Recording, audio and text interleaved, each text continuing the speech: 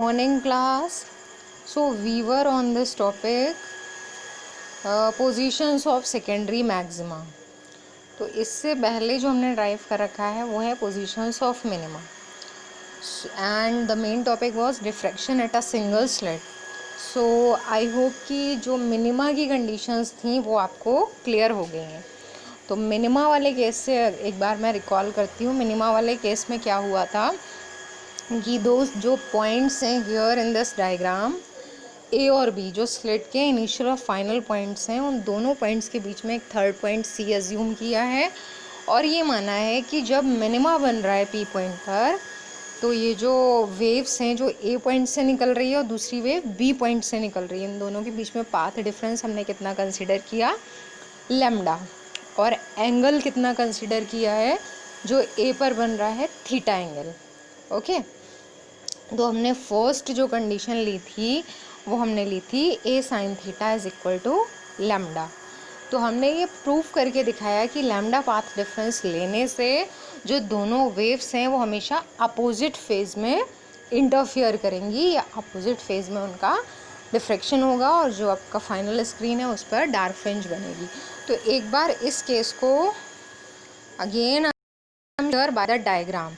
तो हमने जो बीच में सी पॉइंट कंसीडर किया था, ये माना था कि ए सी एक पार्ट है अपर हाफ और बी सी आपका लोअर हाफ है. तो आपको पता है कि जो डिफ्रेक्शन है या इंटरफेरेंस है उसको अकर करने के लिए या तो मोर देन वन वेव चाहिए. हमेशा अगर एक से ज़्यादा वेव होंगी तभी वो इंटरफेयर करेंगी और तभी जो इंटेंसिटी है दैट मे बी मिनिमम और ज़ीरो. ओके. तो एक से ज़्यादा वेव्स चाहिए हैं, चाहे वो दो हो तीन हो, जितनी भी वेव्स हैं वो सारी इंटेंसिटी को चेंज कर सकती है, रिजल्टेंट इंटेंसिटी को.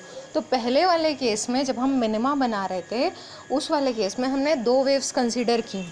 एक वेव निकल रही है अपर हाफ से, दूसरी वेव निकल रही है लोअर हाफ से.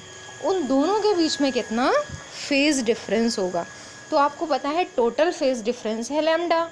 तो ए से लेकर सी तक के पार्ट में एक वेव ए से निकल रही है और दूसरी वेव निकल रही है सी पॉइंट से.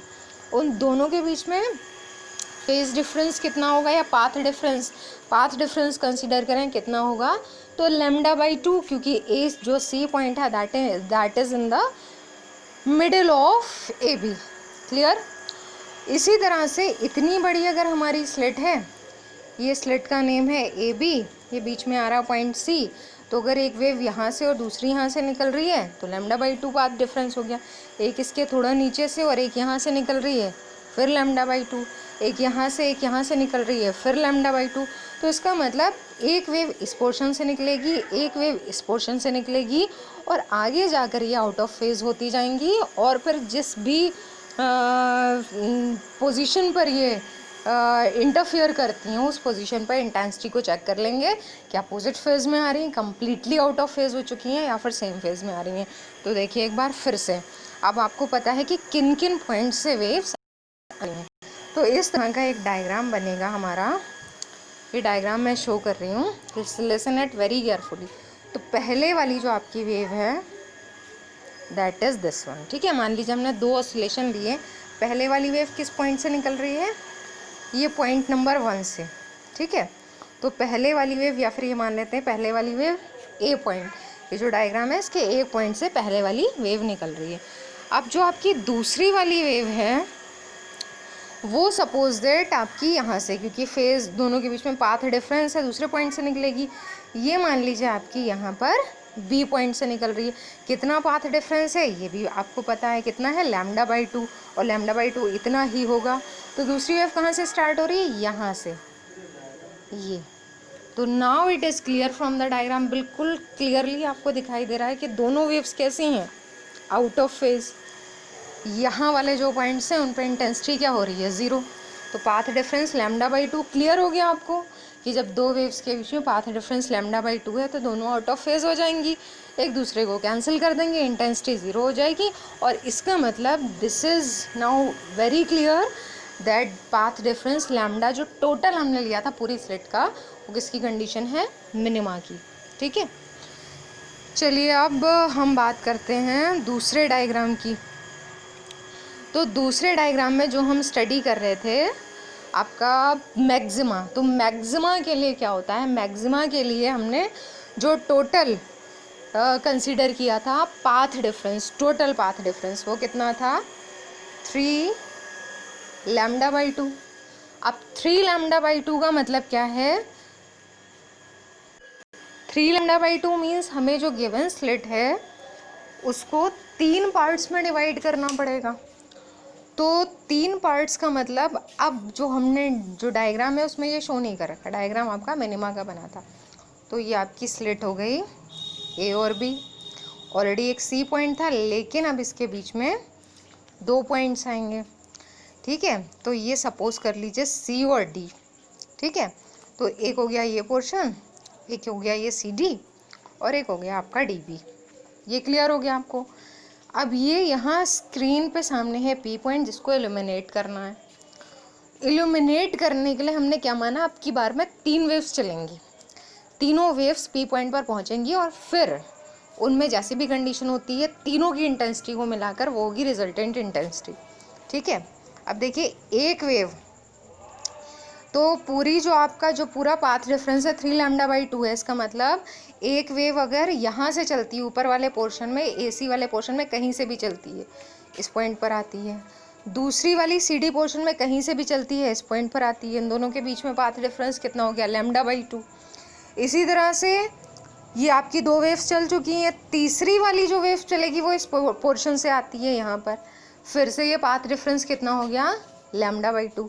तो पहला λ/2, दूसरा λ/2 और तीसरा λ/2, 3 λ/2। क्लियर। अब एक बार हम इसको देख लेते हैं वेव वाले डायग्राम से कि कैसे इंटेंसिटी जो है वो रिमेनिंग इंटेंसिटी रह जाती है और ज़ीरो नहीं हो रही। तो जो मैंने अभी डायग्राम बनाया था वो डायग्राम आपका ऐसा था। तो थोड़ा सा बड़ा बनाना पड़ेगा क्योंकि अब की बार हम बना रहे हैं 3 वेव्स के लिए, ठीक है। तो इसमें मैंने शो किए हैं 3 ऑसिलेशन, ठीक है। पहली वेव पता आपको पहले पॉइंट से निकलेगी, यहाँ से पहली वेव मान लीजिए आपकी निकल रही है ए पॉइंट से, सबसे पहला पॉइंट। दूसरी वेव किसी दूसरे पॉइंट से निकलेगी, उसी के आगे कितने पाथ डिफरेंस से निकल रही है λ/2 से, ये होगा λ/2 पाथ डिफरेंस। दूसरी वेव कहाँ से निकलेगी, यहाँ से। दूसरी वेव ने ख़त्म कर दी पूरी इंटेंसिटी। तो जब दूसरी वेव निकली, पहले वाली वेव ऑलरेडी चली गई, दूसरी पहले वाली के साथ मिली, तब क्या हुआ, इंटेंसिटी ज़ीरो। इसका मतलब जो पी पॉइंट है, अगर 2 वेव्स को ले जाते हैं हम तो पी पॉइंट पे इंटेंसिटी ज़ीरो हो जाती। अब फिर से एक λ/2 पाथ डिफरेंस आया और तीसरी इंटेंसिटी, ठीक है। तीसरी वेव की वजह से इंटेंसिटी में क्या कंट्रीब्यूशन हुआ, फिर से हमने एक नया पॉइंट, फिर से λ/2 का पाथ डिफरेंस लेंगे ना आप, पहला ये आ चुका है, फिर ये आया।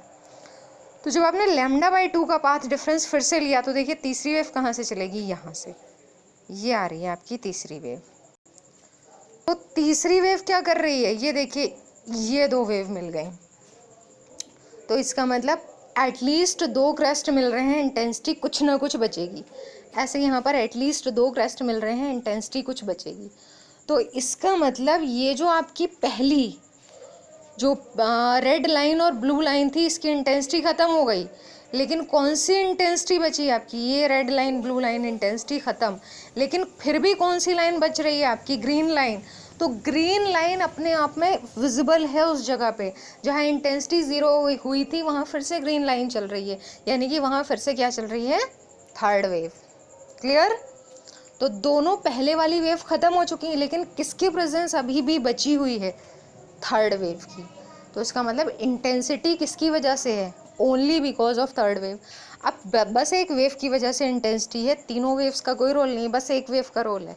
तो जब एक वेव का रोल है, इसका मतलब इंटेंसिटी सेंट्रल मैक्सिमम से तो कम हो गई, क्योंकि सेंट्रल मैक्सिमम में 2 जगह से वेव्स चली थी, या जितनी भी वेव्स चली थी वो सारी सेम फेज में ज्वाइन कर रही थी, और जो रिजल्टेंट इंटेंसिटी थी वो सारी वेव्स की वजह से थी। इसका मतलब एम्पलीट्यूड बहुत ज़्यादा बढ़ गया होगा। तो सेंट्रल मैक्सिमम की इंटेंसिटी कैसी होती, सबसे ज़्यादा ग्लो करेगा। उसके बाद वाले जो सेकेंडरी मैक्सिमम बनते जाते हैं उनमें इंटेंसिटी बस एक ही वेव दे पा रही है, बाकी सारी वेव से अपोजिट फेजेस में मिल रही हैं और कैंसिल आउट हो जा रही हैं। तो इसका मतलब अब इंटरफेरेंस से डिफरेंट केस हो गया। अब क्या हो रहा है कि जो सेकेंडरी मैक्सिमम आगे जितने भी बनते जा रहे हैं, वो सेकेंडरी मैक्सिमम क्या कर रहे हैं, उनकी इंटेंसिटी घटती चली जा रही। ग्लो तो करेंगे वो पॉइंट्स, उतने ग्लो नहीं करेंगे जितना कि सेंट्रल पॉइंट ग्लो करेगा। तो यहाँ आपको दो चीज़ें क्लियर हो रही हैं कि पहली चीज़ तो ये है, सेकेंडरी मैक्सिमम बनता है yes, because of one single wave is there. आगे जाके जब आप, जैसे मैंने आपको बताया, फर्स्ट सेकेंडरी मैक्सिमम में आपने 3 वेव्स कंसीडर की, इसी तरह से आगे जाके आप 5 λ/2 पाथ डिफरेंस लेंगे, 5 वेव्स कंसीडर करेंगे। तो 5 वेव्स कंसीडर करेंगे, आपको पता है 4 वेव्स अपोजिट फेज में मिलेंगी, कैंसिल हो जाएंगी, और एक वेव बचेगी और वो कंट्रीब्यूट करेगी इंटेंसिटी को, ऐसे 7 λ/2, समझ गए। तो इसी तरह से क्या होता है कि आगे जाके जितनी भी इंटेंसिटी है वो कम होती जाती है। तो पहला पॉइंट ये था, सेंट्रल मैक्सिमम की इंटेंसिटी सबसे ज़्यादा, और बाकी वाले जितने मैक्सिमम है उनकी इंटेंसिटी उसी ऑर्डर में कम होती जाती है, लेकिन वहाँ पर इंटेंसिटी होती है। और क्यों होती है, इसका आंसर आपको पता होना चाहिए कि हाउ दीज पॉइंट्स ग्लो, जबकि ये वेव्स जो है अपोजिट फेज में भी मिल रही हैं इसमें कुछ वेव्स। तो ये क्लैरिफिकेशन जो है दैट इज़ मोस्ट इम्पॉर्टेंट। और इसीलिए मैंने आपसे कहा था कि लैंग्वेज नीडेड है, इसीलिए इस टॉपिक को एक्सप्लेन करने में हमें ज़्यादा टाइम लग रहा है। कल और आज दोनों दिन हम इसी टॉपिक पर हैं, because the concept should be clear to you. और अगर आपको कोई भी प्रॉब्लम होती है तो send the question to me, क्योंकि आपको जब तक एक्सप्लेनेशन नहीं आएगा then everything is useless for you. भले ही आपका सारा वर्क कंप्लीट है, सब कुछ है, but no benefit you can get. Okay, so now it is clear. अब इसके बाद में हमें क्या करना है, तो सेकेंडरी मैक्सिमम पर आते हैं। अब थोड़ा सा हम डेरिवेशन वाला पार्ट देख लेते हैं। तो ये हो गया आपका positions of secondary maxima. Language जो आपको लिखनी है उसमें let the point P is so located that P is equal to, जैसा मैंने बताया 3 λ/2, पार्ट डिफरेंस हो जाता है 3 λ/2। तो when theta is equal to, angle हर बार में आप चेंज करेंगे, तो थीटा कितना ले लिया है हमने, θ1 वहाँ θ1 लिया था, यहाँ डैश लगा के ले लेते हैं θ1। तो आपका जो रिलेशन था A sin theta is equal to n λ, ये रिलेशन आ रहा था, तो वो था मिनिमा वाले केस में। तो यहाँ एंगल को आपने θ1 की जगह क्या कर दिया, θ1।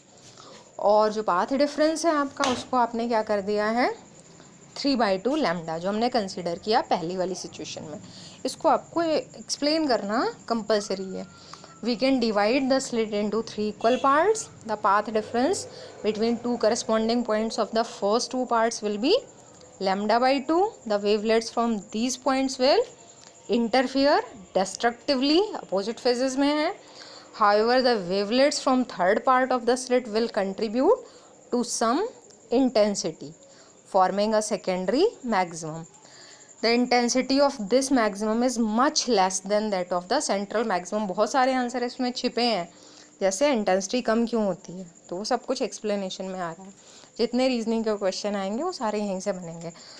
तो condition for first secondary maxima आपकी आती है, जो यहाँ लिख रखी है मैंने, A sin θ1 is equal to 3/2 λ। इसी तरह से आगे आप जितना बढ़ेंगे, देखिए 5/2 λ हो गया।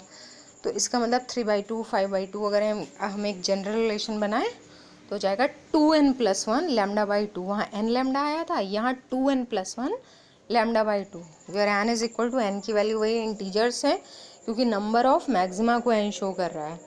यहाँ से अगर हम एंगुलर सेपरेशन निकालें, एंगुलर डिस्टेंस निकालें, तो θn' या फिर sin θn' कितना हो जाएगा, 2n+1 λ/2a। ओके, अब बात करते हैं इंटेंसिटी डिस्ट्रीब्यूशन कर्व की। It is also important. तो जैसा कि आप देख रहे हैं, आपने बनाया था किस केस में, इंटरफेरेंस में। तो कभी कभी कंपैरिजन में ये भी आ जाता है। तो इंटरफेरेंस में आपका जो इंटेंसिटी डिस्ट्रीब्यूशन कर्व था वो आपको याद होगा, इस तरह से बना था, और ये सारी जो पीक्स थी, मीन्स एम्पलीट्यूड्स थे, वो बराबर थे, और इनके ऊपर भी आपने शो किया था कि कहाँ पर मैक्सिमा बन रहा है, ब्राइट फ्रिंज है, कहाँ डार्क है। तो जैसे ये वाला जो पोर्शन है उसको आपने ब्राइट दिखाया था, ये वाला जो पोर्शन है उसको आपने डार्क दिखाया था। यहाँ ये डिफरेंस है कि यहाँ पर जो सेंट्रल मैक्सिमम है कहाँ बनेगा, 0 पोजीशन पे, उसकी इंटेंसिटी कैसे, मैक्सिमम इतनी, और बाकियों की इंटेंसिटी उसी ऑर्डर में डिक्रीज़ हो रही है। ये फर्स्ट सेकेंडरी मैक्सिमा है, ये सेकेंड सेकेंडरी मैक्सिमा है, और ऐसी ये दूसरी साइड है जो कि माइनस में लिखा है। दूसरी बात, इनकी सेपरेशन भी आपको दिखानी पड़ेगी। पहला कहाँ बन रहा है, जो आपने थीटा एन फाइंड किया था, theta 1 dash lambda by A, theta 2 और ये थीटा 3, इसी तरह से इस साइड दिखा देंगे। तो ये जो पोजीशन है ये मिनिमा की है, ठीक है, क्योंकि ये यहाँ पर पीक्स पे नहीं लिखा है बल्कि नीचे लिखा है। तो ये थीटा 1, थीटा 2, थीटा 3 इसी तरह से इस साइड में आ जाएगा। तो इंटेंसिटी डिस्ट्रीब्यूशन कर्व में जो ये ऑर्डर होते हैं एम्पलीट्यूड्स के, डिक्रीज़ क्यों होते हैं? तो this answer you should have. Okay, तो हमारा अब एक डेरिवेशन कंप्लीट हुआ है जो आपका diffraction at a single slit था, पोजीशंस या मिनिमा मैक्सिमा ये सब फाइंड करने के लिए। अब हमारा दूसरा जो क्वेश्चन आएगा वो आएगा with of central and secondary maxima. जैसे फ्रिंज विद था, ऐसे यहाँ पर सेंट्रल और सेकेंडरी मैक्सिमा की विद कितनी होती है। तो जैसे मैक्सिमा यहाँ बन रहा है, ये डायग्राम यहाँ दिखा रखा है, ये वाला diagram, it is not so tough, easy to understand. Slit दिखा दी है और फाइनल स्क्रीन है।